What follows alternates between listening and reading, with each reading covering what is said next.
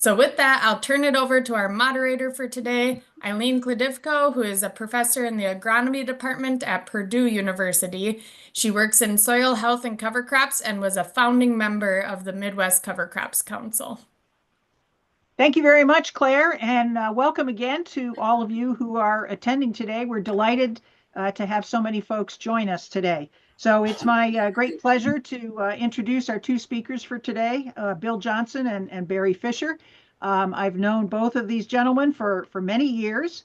Bill Johnson is a professor of weed science at Purdue University, where he has responsibilities for teaching, research, and extension. And he's given many presentations across the Midwest on the effective use of herbicides for crop management, including using them with cover crops. Barry Fisher is a conservation agronomist. He spent 39 years of his career with the USDA Natural Resources Conservation Service, working to help farmers implement conservation and soil health systems on their farms, including the use of cover crops. So both of these gentlemen bring a wealth of experience in helping farmers be successful in their farming systems. And we're going to go ahead and start with Bill, and he will discuss effective use of herbicides for termination of cover crops while also controlling weeds. And then Bill and Barry will discuss together a little bit about what happens when the weather doesn't cooperate. And then Barry will finish up with discussing equipment settings and modifications to improve success when planting into cover crops or cover crop residues.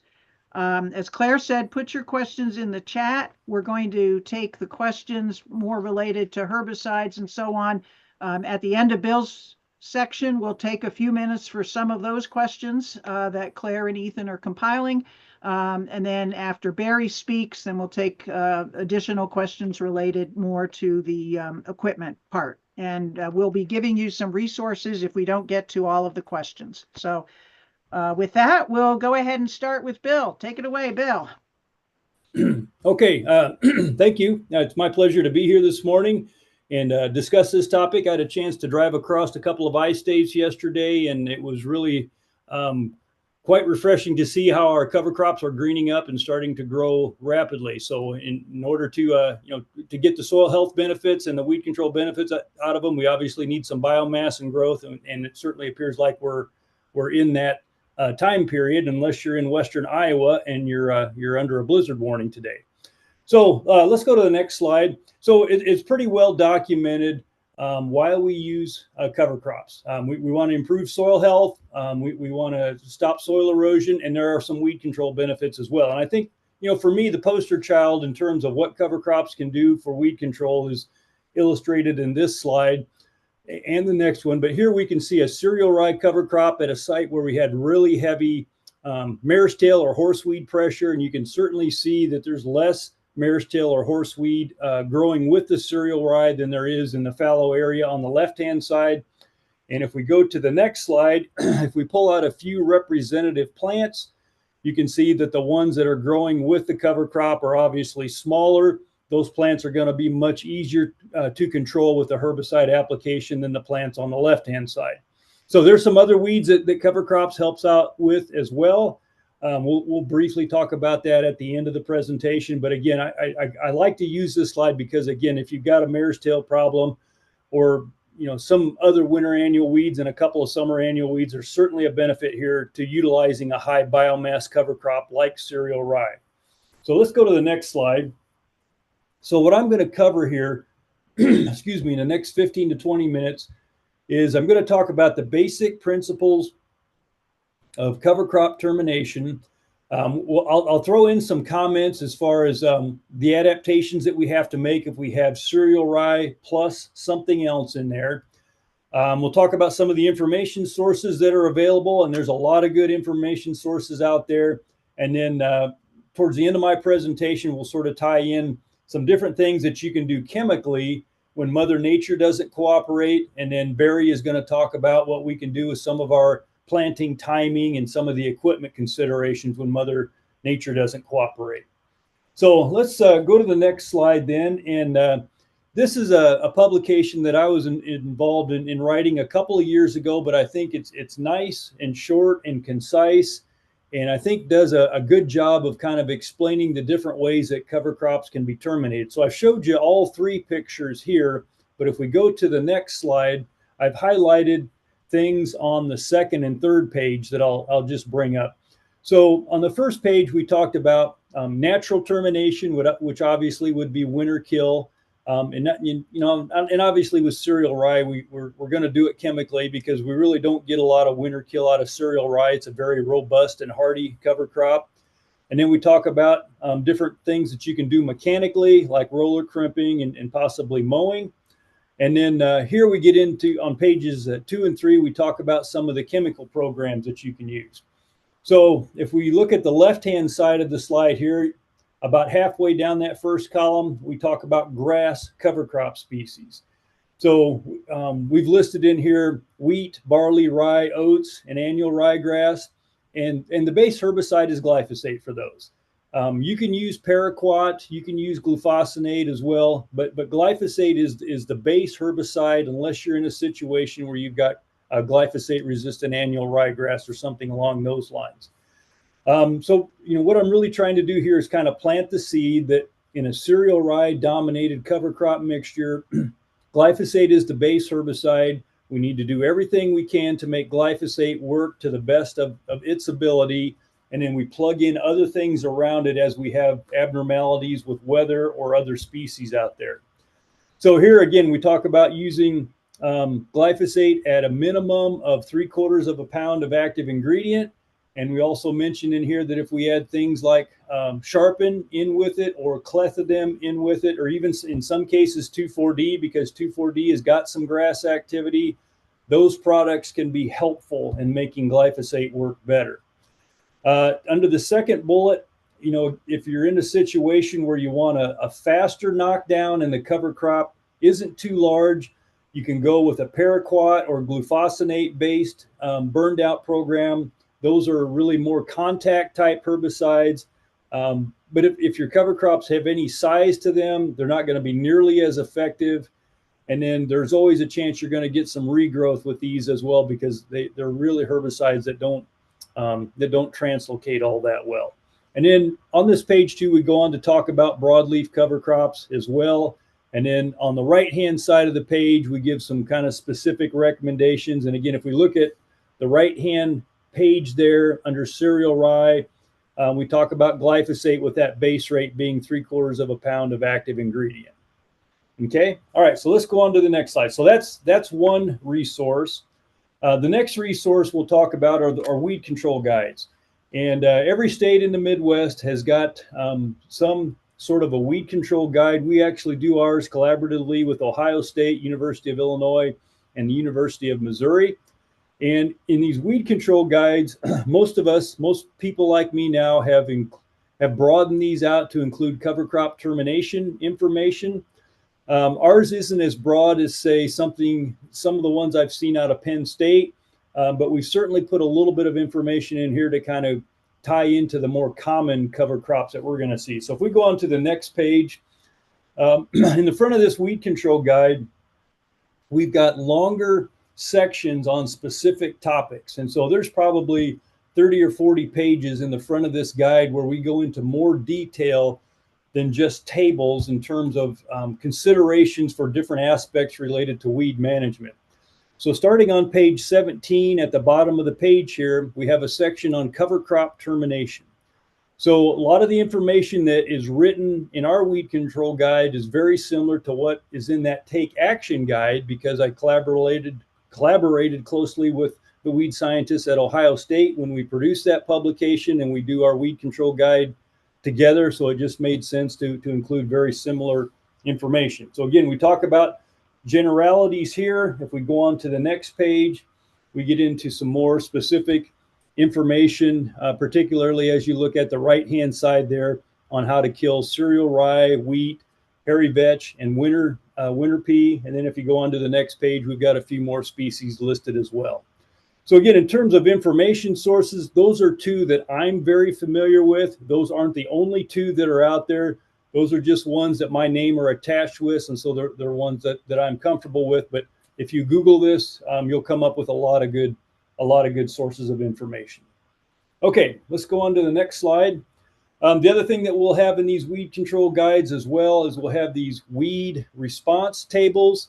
So this is the one that we have that talks about burn down herbicides. If you look at the top of the page there, and in these weed response tables, we'll have the herbicides listed down the left-hand side, the stuff we're trying to control across the top.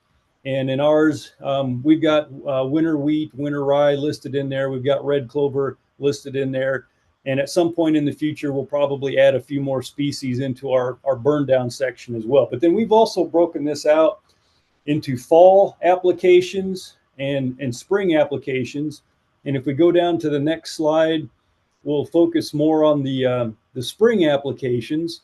And so again, the text is a little bit small here, but if you look at some of the information in the columns, you can see that, we do have some atrazine paraquat systems listed in there under the cereal rye column, and also some glufosinate programs listed as well. So higher number means better efficacy. So basically these numbers give you a relative efficacy compared to the other treatments that are in that table.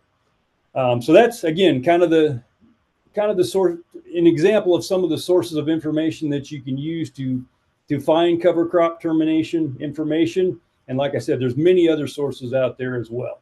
So let's go on to the next slide. So if we kind of wrap up what we want to do with glyphosate. So this is a good list of things here that I like to use. I know Barry and I have discussed this. Barry and I have done these tag team presentations several times, and we're always checking each other to make sure that we get everything mentioned. So again, what I like to say when we have cereal rye as a base cover crop, glyphosate is our base herbicide. That's what you start with. Use at least 3/4 pound of acid equivalent. So if you're using a generic glyphosate, that's usually a quart. If you're using something like Power Max, that's 22 ounces. So again, think about that rate. If your cover crop gets a little bit large on you, or we have an abnormally dry spring, which is kind of rare in the eastern corn belt, maybe a little more common in the western corn belt, or if you have cool, cloudy weather, and cool, cloudy weather means your daytime highs are rarely getting above 50 and your nighttime lows are getting down there in the 30s, then we want to increase that glyphosate rate. So the other thing that we want to do with glyphosate is we want to make sure we have ammonium sulfate in there. I like ammonium sulfate because rather than just doing one thing, ammonium sulfate does two things for glyphosate. The sulfate component of it ties up the hard water cations. The ammonium part of it binds to the glyphosate molecule, makes it more soluble in the plant cuticle. There are other water conditioners out there that don't have AMS in them, because we do find some people that don't like dumping 51-pound bags. We have more and more people now that are making up their own liquid AMS so they can pump it rather than dump it. But again, with the non-AMS water conditioners, they're going to do the same thing in terms of tying up the hard water cations, but they don't have the AMS in with it. So the non-AMS water conditioners are going to do one thing. Ammonium sulfate is going to do two things. And that's why I've always been a big fan of ammonium sulfate. It helps glyphosate, it helps clethodim, it can help 2,4-D. A lot of the weak acid herbicides really benefit from having ammonium sulfate in the tank. Carrier volume. 15 is kind of a common one. If your cover crop is small, 4 to 6 inches tall, and you got a lot of other acres to cover and you have good weather, I've seen guys have a lot of success going down to 10 to 12 gallons per acre of cover volume. Typically with glyphosate, it works just as well at low carrier volumes as it does 15 GPA. But if your cover crop gets some size to it, don't be bashful about going up to 20 gallon per acre coverage. Really what you want to do is you want to get coverage on the cover crop, and I think you're not penalized by going with higher carrier volume. So glyphosate is one of these kind of amazing herbicides that works well across a broad range of carrier volumes. There aren't many herbicides you can really say that about.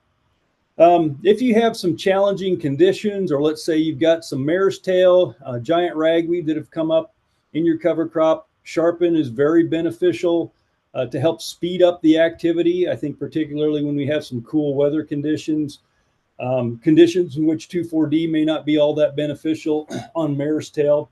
So again, that's a thing to consider. The other thing to consider is there are things that can antagonize glyphosate, and we have to be willing to make adjustments to minimize those effects. So liquid fertilizers that can burn things can be antagonistic. So some of our nitrogen solutions can be somewhat antagonistic if we're putting it on with liquid nitrogen fertilizer. Some of the micronutrients like iron, magnesium, and manganese can be antagonistic as well. That's usually not a big deal with a burn down application, but we see it with post treatments of glyphosate. And then metribuzin, atrazine, and occasionally 2,4-D. And I said earlier 2,4-D can occasionally help. Sometimes 2,4-D can hurt as well, but metribuzin and atrazine are kind of the two that are more likely to antagonize glyphosate. And then again, weather. So when I think about herbicides that can be negatively impacted by weather, glyphosate and glufosinate or Liberty are the two herbicides that I can think of that are most commonly impacted by cool, cloudy weather. So ideally, we have daytime air temps above 50, the nighttime temps are above 40. That's kind of the lower threshold. Even warmer conditions can make glyphosate work even faster. But if we get below the thresholds shown there, then we run into some challenges with glyphosate speed of activity, and then just simply getting it to finish off some of the tougher to control species that we have out there. All right, so let's go to the next slide. So I just wanted to show you on this next slide here what can happen when you have cool weather. So these are a couple of research sites where we were testing out some of our temperature things that we've been talking about for many years. And we had Roundup and compared to Roundup plus Acuron. So Acuron has atrazine in with it. And I've showed pictures and I've showed temperature data from two locations from our research farms at Purdue. So on the left-hand side was a site close to campus, about 10 miles south of campus. And if you look at the low temperatures in that column titled TPAC low, you can see we had a couple of nights around application day that went down into the high 20s. And then even though our daytime temperatures seemed okay, we were in the 50s and 60s during the day, we had some cool nighttime temperatures. Our CPAC site is down in the southeast part of the state, probably an hour or so from Cincinnati. And you can see, again, we had several cool nights in a row. We never got down into the 20s, but we had a couple nights down into the 30s right before application. And we even had some daytime air temps that got up into the 80s. And so what this shows you here is that cool nighttime temperatures can really have a major impact on herbicide activity. And so it's not only the daytime temperatures to take into mind when you're trying to target your application, but think about your nighttime temperatures as well. All right, let's go on to the next slide. Okay, so I'm down to my last couple of slides here. So again, key thing with cover crops is if we want weed suppression, we want biomass. We've taken data from a number of experiments and plotted early season weed biomass as a function of cover crop biomass. I really like to target, if I'm going after weed control with some of the species that cereal rye or other high biomass cover crops can suppress, I really want to get up in that 2,500 to 3,000 pounds of biomass minimum.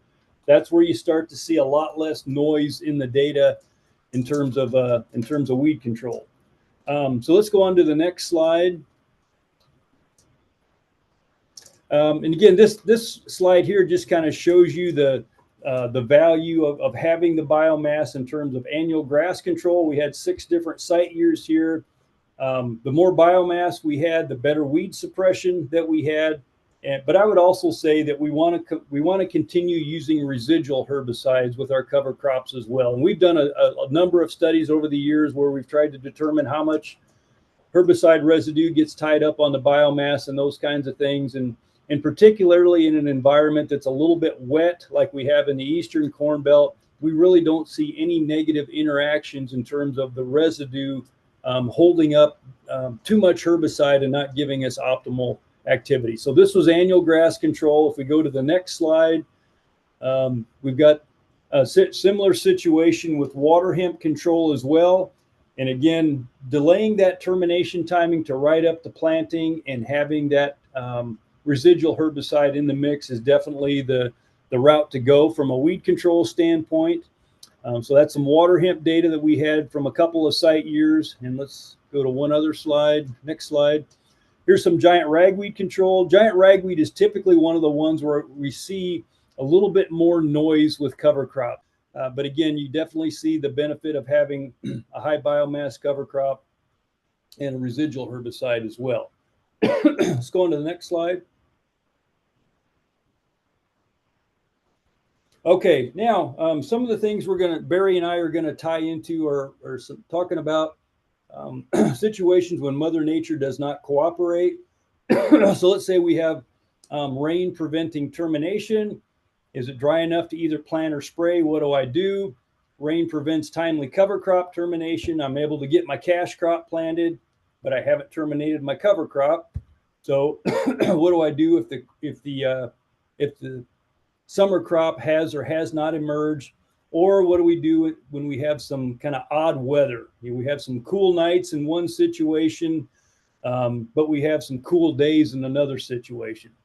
So I think I'm kind of at the end of my time here. So Barry, I don't know if we want to jump off here or how we want to proceed here with the next couple of minutes.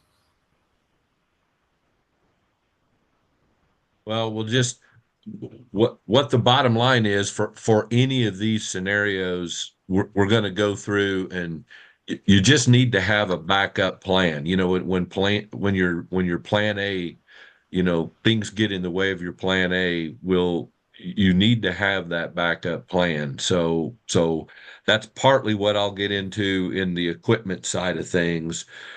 But all of the things that Bill talked about as far as being absolutely sure you have all your P's and Q's to have that good termination, do everything you can possibly do to get that termination good.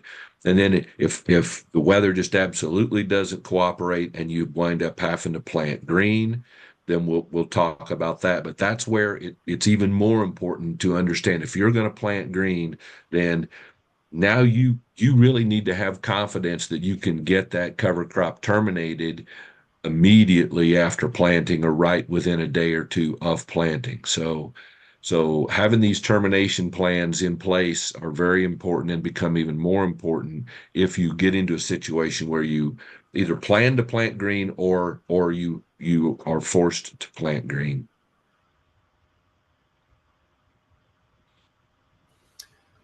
Maybe on point number 2, the cash crop is planted, and I think tying into Barry's comments, I think that the key thing to keep in mind with soybeans is that if your soybeans are Roundup ready and you have a cereal rye cover crop, you can use glyphosate to terminate your cereal rye cover crop. Where it becomes more difficult is if there are other herbicides that you are planning to apply in that mix. And particularly on the soybean side, most soybean residual herbicides that have decent activity on water hemp cannot be applied to emerged soybeans. The notable exceptions would be things like Prefix and Warrant Ultra, but anything that has metribuzin, sulfentrazone, and flumioxazin in it cannot be applied to emerged beans. So it really forces you to shift your residual herbicide program if that crop has emerged. And those herbicides as well will have a statement on the label that indicates they only allow you to plant it spray it within 3 days of planting. If you go outside of 3 days from planting, then there's a greater chance you're going to have those beans cracking up through the soil surface. Corn, on the other hand, most of the residual herbicides that we can use in corn can be put on either emerged corn or unemerged corn. So that's the beauty of corn in a planting green situation. It doesn't mess with your herbicide programs as much, but it is a challenge on the bean side. That's what I'd say on point number 2. Barry, do you have anything you want to add on point number 2? Oh, yeah, that's exactly what your plan needs to be. You need to have that in the back of your mind that, and obviously these traded corn and soybeans that gives you more options post-emergence is something that if you're new to cover crops, it's probably not a bad tool to have in your case. All right. And then point number 3, odd weather. So the first one there, we've got cool days and cool nights. And I think in a situation like this, and if you can delay the application timing until you get some warmer weather, that agronomically that's the best decision to make. If you can't delay the application, then that's where you really need to be thinking about higher rates of glyphosate, putting something with glyphosate that makes it work better, like Sharpen, for example. Making sure you have plenty of ammonium sulfate, at least 2 pounds of ammonium sulfate in most cases. The other thing that you can do is you can add additional non-ionic surfactant. So we saw this back in the early 2000s when we were having all kinds of headaches with lamb's quarter control in the spring. Another 0.25% of non-ionic surfactant can sometimes give you another 5 to 10% on the efficacy side of things. So I think that's what I would say on sub-bullet point number 1. Sub-bullet point number 2, your daytime highs are okay, but your nighttime lows are still getting down there in a pretty cool range. So what I like to see is those nighttime lows in the 40s or more for a couple of days, if I'm timing it correctly. But I think my other comments would go back to what I said on sub-bullet point 1. Make sure you consider increasing the glyphosate rate. You have AMS in the tank. Think about adding Sharpen to it to make it work a little bit better, or adding additional non-ionic surfactant. So I think that's all I would have on that bullet point. Yeah, all of these translocating herbicides like glyphosate are going to work better when photosynthesis is in high gear, and so. A rule of thumb that I've heard Jamie Scott use before is if you haven't mowed your lawn twice, then photosynthesis, you may still have some of those plants out there that are somewhat dormant. So waiting till you get the weather to make these products work is going to be your best choice. But moving to a situation where it is just in the middle of the day, the hottest time of the day, and maybe move toward smaller droplet sizes, a little more pressure where you're getting more droplets, more places on that slower translocating plant. That's just some strategies, but the adding more non-ionic surfactant is one that I tend to do. All right. Okay, I'm going to jump in. Oh, did you have something else, Bill? Nope. That was the end of my presentation. I just think maybe the one question that has come up, we can do that while Barry's bringing up his presentation. There was a question about have you heard of issues with people using liquid 32 as a carrier, and is there a maximum concentration of liquid 32 that one should use when burning down cereal rye? Yeah, so particularly going into corn, to try to combine trips across the field, putting in glyphosate or putting in your burn down herbicides with liquid nitrogen is very commonly done. So my big concern would be, what is the weather like and how big is the cereal rye? So if the cereal rye is small, let's say 8 inches or less in height, I don't have any limitations on how much 32 that you are using as a carrier with glyphosate. Again, in situations like that, you could certainly add some more non-ionic surfactant to it or Sharpen to it if you had concerns about it. Where I become concerned when putting on the liquid nitrogen is big cover crops and cool, cloudy weather. The beauty is that glyphosate is very active on cereal rye. So I think you could go up to 2 quarts. And if you're at, 18 to 24-inch cereal rye and you're using 2 quarts of glyphosate and you're not coming off 3 nights in a row of a hard frost, everything's going to turn out okay. All right. Thanks, Barry. I guess we're ready to turn it over to you. All righty. Can you hear me okay once I switched gears? I am getting a lot of wind and a lot of things, and it keeps popping up that I have an unstable internet. So I'm really hoping that this holds true. But if you see me shut my video off, I'm trying to save internet bandwidth. So okay, so to follow up, we're going to look at a lot of equipment things and go through this pretty quickly, but it's all part of having a backup plan. And whether termination was, early termination was your plan A, and you've now been forced to a plan B where you may have to plant green, or even if a lot of folks becomes their planting green becomes a common option for them. And I guess I would say have this backup plan just in case, because once you get into cover crops, if you haven't used cover crops a lot, it's just going to be a good idea to have this backup plan in place and understand a lot of these things we're going to go through real quick, or we're talking about what Bill's talked about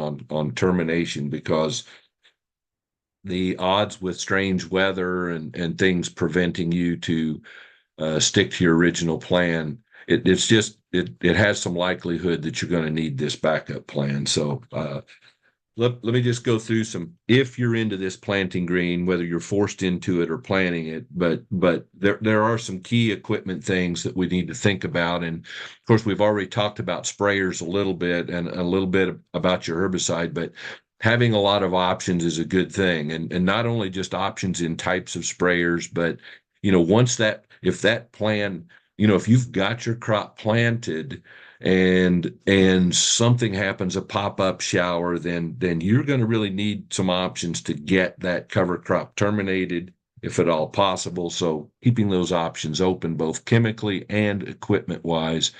And that means having different nozzle selections too. It could be, everything from better wind control or drift control, but sometimes you need to go to maybe a nozzle that gives you more droplets, more places on that canopy of cover crop. So just something to think about, just to have those options. When we look at our no-till planter, now we're potentially planting into a lot more biomass, and that biomass can be a little tangly and stuff. So there's a lot of no-till planter setups that you can look at and that you should have from a no-till standpoint and from planting into cover crop standpoint. Really doesn't matter what color planter you have. There are attachments and settings that can make any of them work really well. So just know that your planting goals are still the same. It's no different into this high biomass.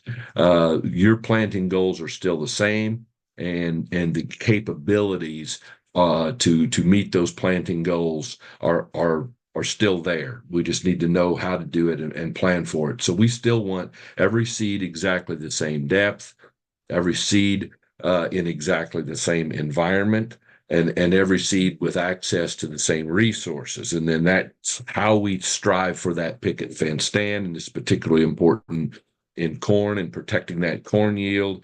We know from data across all the corn specialists across the Midwest, almost every one of them will have a study that shows what happens when your cover crop when your crop emerges unevenly over a course of days. So even when emergence happens, over 2 days or 3 days or 4 days, each day of difference in emergence can change your yield. And so that data is clear. So we want this corn planter to be set to accomplish those goals. And so the first thing I would say is now we've got more biomass. So planting green, we want to look at things on the planter that are smoother and less tangly. You know, there's a lot of options, but we want to avoid wrappy, tangly, grabby things on your planter. A lot of these attachments are with spikes and tines tend to wrap things up. We want to lean toward like your row cleaner, the back swept shark tooth type plans are going to be the best. So we want to lean toward that. So the other thing is these treader wheels are beneficial. And also having the option where maybe that row cleaner, you can just pull it completely up and out of the way is something to consider.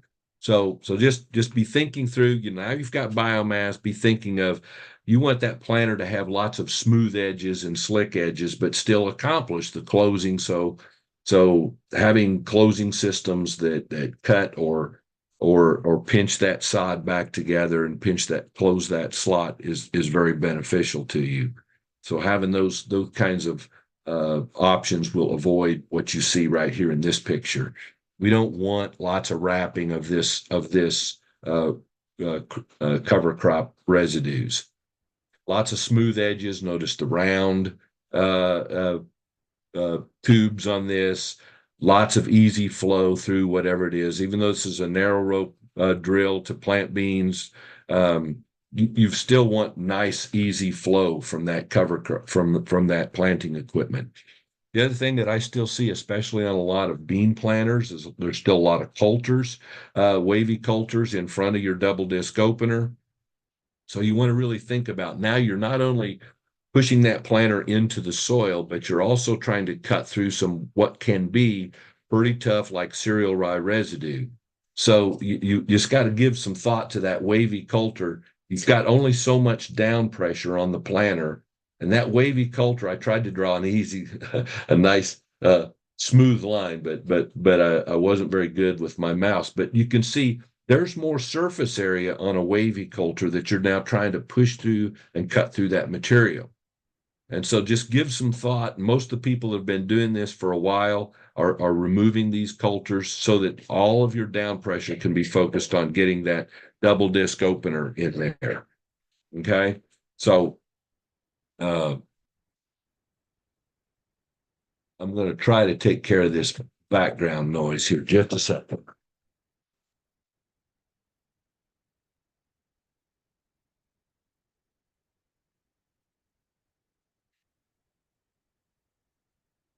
All right, I'm back. So give that some thought. This down pressure, actually these double disc openers cut through the residue. If they're the only thing, they actually do a pretty good job. So don't think that you have to have that wavy coulter to cut through that residue. Certainly when we have active downforce, especially hydraulic downforce that can change in sub-inch and sub-second increments, that's a real plus in these scenarios. And so this has been a real game changer that's available on a lot of the newer planters or as an aftermarket. For smaller scale operators, though, you still can do a lot. I mean, this reduced inner diameter gauge tire that you see up here in the upper right, it moves all the weight of the gauge wheel out away from the seed slot so that now you actually will have less hairpinning, but you also have a looser seed slot sidewall that you can close a lot easier into this heavy biomass. So there are options available even for the smaller planters or smaller operations. The other thing that I would mention on closing wheels, especially, I mentioned it before, but I like lots of weight on the closing wheel. These are cast. The pounds per square inch at each one of these feet are pretty nice. And if I've got a heavy closing wheel system, then I don't have to have a lot of this spring tension. the more spring tension I put on my closing system, it's actually working against my down pressure for my overall planting depth. So I want my down pressure to be focused on making sure every seed gets planted exactly the same depth. I don't want to work against that with having to have a lot of tension on my closing system.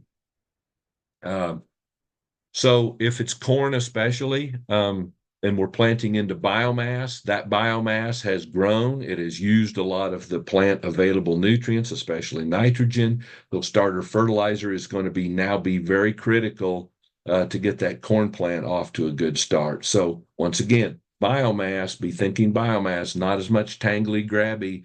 So a coulter with a knife tends to grab and plug a lot worse than some of the other options where you've got a small disc right behind a gauge tire or a rolling disc to put on this starter fertilizer.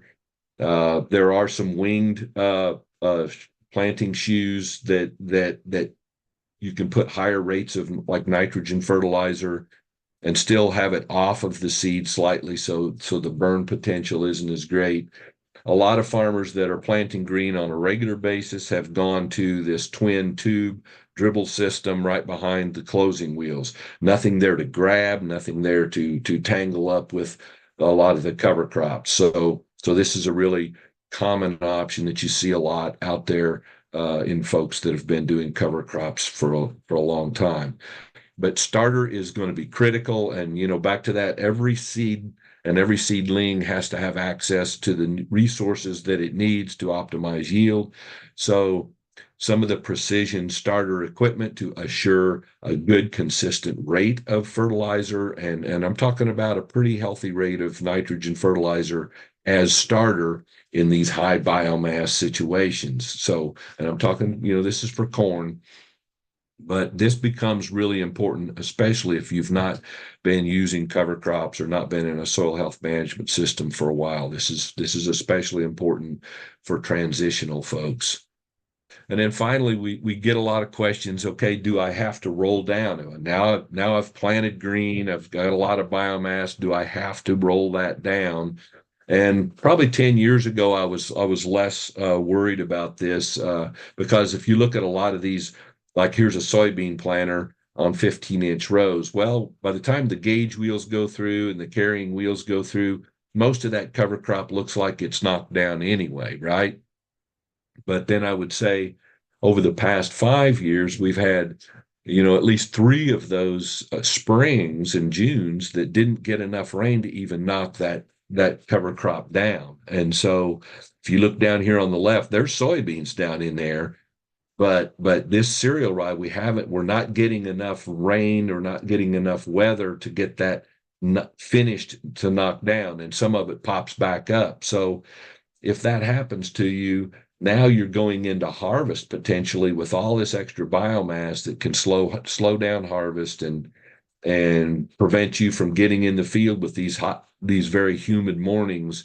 You may not get to start bean harvest till an hour later than you normally would. And you may have to shut down an hour earlier. So I guess today, I would be more inclined to say, even if you're burning this down with a herbicide, if you're using chemical termination, you might want to have an option to roll down that cover crop.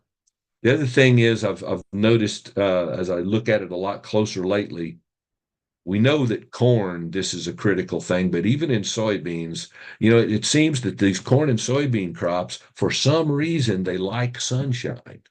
And so if we're really wanting to optimize yield, and then shade can be a bad thing, and sunlight is really a good thing for our crop yield. So we want to give some consideration of getting that cover crop on the ground. It builds a better mat for weed control. It gets that cover crop down where it can conserve moisture, and it can start the breakdown in the nutrient cycling process just a little bit quicker. I see a lot of regular flat rollers out there to knock this down, and that can work. But if you're going to do this on a regular basis, and on a per acre basis, the cost of some of these roller crimpers, it's probably your best investment over time, or have access to one. Maybe go in with a neighbor on some roller crimpers. Maybe some of the local soil and water districts may have access to these. There's a lot of options, but I would definitely give the true crimper a try on this scenario, just because the overall keeping that cover crop on the ground, and it helps finish termination, some other benefits to the true crimper when it comes to rolling these down. So what we want to think about is having this true backup plan. Planting green is not going to be the end of the world potentially. So we start out with this, and just because we start with cover crops, where they're everywhere, and if you didn't get it killed the way you want, it still can. And I don't know why this isn't playing now. It is. I guess it's going to play. The growth of that cover crop, sometimes it gets away. Sometimes these wet springs, and you're getting terrified. But if we have this good, solid backup plan in place to get this cover crop terminated, but to get it planted successfully through all that biomass, then your plan B can still provide a real positive outcome. But definitely have that plan B prepared in advance is the best solution. So that's probably the end of what I wanted to share with everybody. And we could go into a lot of this equipment in a lot more depth, but as an overall plan for cover crop management in a lot of different scenarios. But we wanted to hit the highlights and make sure, we just don't want to have any train wrecks as we move through springtime with folks that are trying cover crops, maybe they're for the first time or they're new to this management. Okay, so I guess I'll put this up, and then we're going to answer some questions at this point. So Ethan and Claire, go ahead. I know you've been compiling. Let's start with one or two for Barry, and then maybe go back to Bill if there's some questions that we didn't get to for him. Yep, sounds good. Yep, thank you. So the question for Barry, or one of the questions, is at what cover crop residue, like type and height, do I need to start worrying about wrapping being an issue on my planter? Yeah, and I kind of go through a situation where once your cover crop, whether it's a grass or another type, whether it's hairy vetch or something like that, once we enter that reproductive stage from boot stage in grasses or bud stage on the legumes, now we're also starting to build a lot of lignin in the stems, and they become a lot more tangly, and they're just tougher. So once you get to boot stage, if you know what I'm talking about with boot stage on cereal rye, that's when it switches from a vegetative to more of a reproductive, and that's when these plants really start putting lignin in their stems, and so that's when they get worse. So that's kind of my stage where, one, you are probably going to be better planting green once you get to those growth stages, because having that cover crop standing, you can get your planter through it better than if it's half dead. What you really want to avoid once it reaches reproductive stages, you don't want a half dead cover crop that becomes just wet rope to try to plant through. So there comes a stage where it's just going to be better off to plant first from an equipment standpoint. So that's why you really have to have your game face on as far as understanding what your termination strategies should be. Thank you. Thanks. Yep. And this next question might be one that both of you would comment on possibly, but can field cultivation work to terminate a cover crop? Work well? From my perspective, it needs to be really small. Otherwise, I think that's going to be a headache, and the residue is going to ball up on you. Would be my 2 cents. I would agree with that. Anything with sweeps is going to go badly for all those root balls and stuff. Some of the discs, some of the high speed discs even can have enough turning and enough work to work, but it'd have to be really small even there. Thank you. Somebody has a question about a specific cover crop. So what about winter camelina as a cover crop in regard to winter hardiness and its termination considerations? Any comments or thoughts there? Well, it's a brassica and one that we deal with a lot down here, Bill, and I know you've probably gotten calls on it, is we have a lot of rapeseed down here. So you, you've got a very winter hardy uh, brassica that you're going to need probably a broadleaf material in there. I don't know. Maybe you've looked at this, Bill. Glyphosate alone is at least with rapeseed is I'm going to want a broadleaf material like 2,4-D in there on that. But camelina would probably be in that same camp. I've not grown it, but I've talked to those folks that have. Bill, have you had any calls on camelina or rapeseed? On rapeseed, yes. Yeah. So big thing with rapeseed is 2,4-D works better than dicamba on it. So that's one of the places where you can really see a difference between our growth regulator herbicides. Thank you. Yep, a couple more questions coming in here. So does mowing work to terminate cover crops? I would say, go ahead. Barry. I would say generally, uh, it can, but it's back to that. It's kind of like crimping. It has to be already to its reproductive stage before you're going to truly terminate it. And then from a sheer equipment standpoint, I'm always worried about mowing because now you've got a lot of loose, heavy straw that planter is going to try to go through, and now it's going to hairpin twice as bad than if it was still attached. So if you're going to mow it, use like a flail chopper that chops it into such small pieces that now you can get a planter through it. Yep, I would agree with that. You want to avoid having the windrows. Remember that if you clip off anything, particularly grasses, and the growing point is still below the ground, the grass is going to regrow.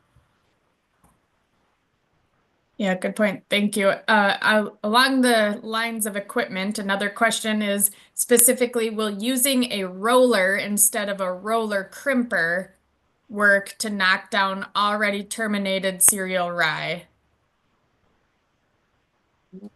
Most of the time, yes.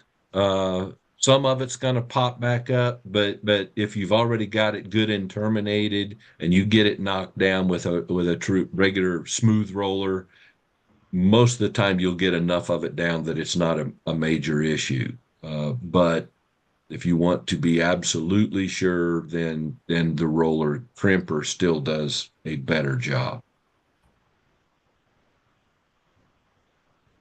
Thank you. Yep. A question that we got multiple times is not for you to answer, is if we will send the links to the resources that were in your slides and then also to the recording. So we will be sending that in a follow-up email here, hopefully shortly, but we will send the recording and then the resources that Barry and Bill shared today. I'm going to put up our poll here. So please answer these 4 questions. Should take less than a minute, hopefully. You can scroll down to see the other 2 questions.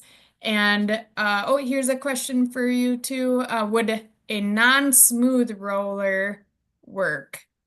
Which this person maybe is calling a cultipacker. Cultipacker? I'm not familiar with the Like term. a cultipacker, or even a cultimulcher that you've got the teeth pulled up, the old cultimulchers. I've seen those work. pretty good. It at least gets that residue going in the right direction, going down. It'd be better than nothing if you had a really mature cover crop that you wanted to make sure you got it on the ground. Sounds good. Yep, and we'll just remind folks that with the QR code here, if that is not working for you in your CCA app, please share your name and your CCA number with us, and we'll get you those credits. You can share it in the chat here to me or email me afterward. Ethan has been putting my email in the chat. Oh, good. We keep having questions come in. Here's one. Barry, is there a window to plant soybean green prior to rye booting with time to still spray and use a roller shortly after emergence when that rye boots? And then assuming that you're using glyphosate tolerant soybean. There is a window, and I've not been highly recommending. I still consider this somewhat experimental, or maybe not a plan A or plan B, but maybe plan C, unless you're really comfortable and really experienced. There are some folks that are going ahead and planting beans early because of the yield advantage of planting beans early and then letting that cover crop grow and coming back later and terminating. And it follows the same philosophy that we used to use in the old days, Bill, when you remember when we had the BASA plan and some of the old burning herbicides. We planted and we sprayed that burning herbicide like Blazer and BASA Grand 21 days after planting. Well, the bottom line is the beans apparently can take a little bit of damage, but it's just I would use it. If you're new to this, I would not make this my plan A. This would be an emergency type treatment that you probably could you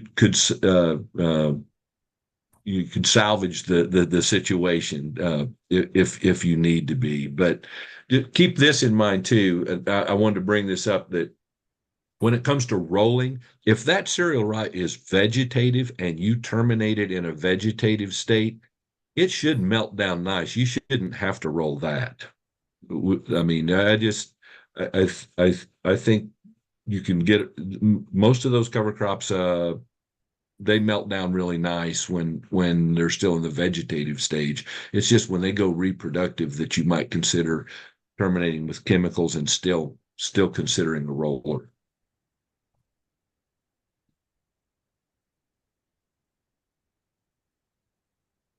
Thank you. Yep, I thank you for asking questions, everybody, and for joining today. Eileen, did you want to give some parting thoughts here as we wrap up? Sure. Again, we thanks a lot for attending today. As Claire said, you will get a follow-up email that will give you a link to this recording, and that will also give you some of the resources that they referred to. Obviously, there's lots of details in all of these, and we hope that this hour has given you some information that you can use. But it's certainly not everything that you're going to need, and so follow up with those resources that they will provide.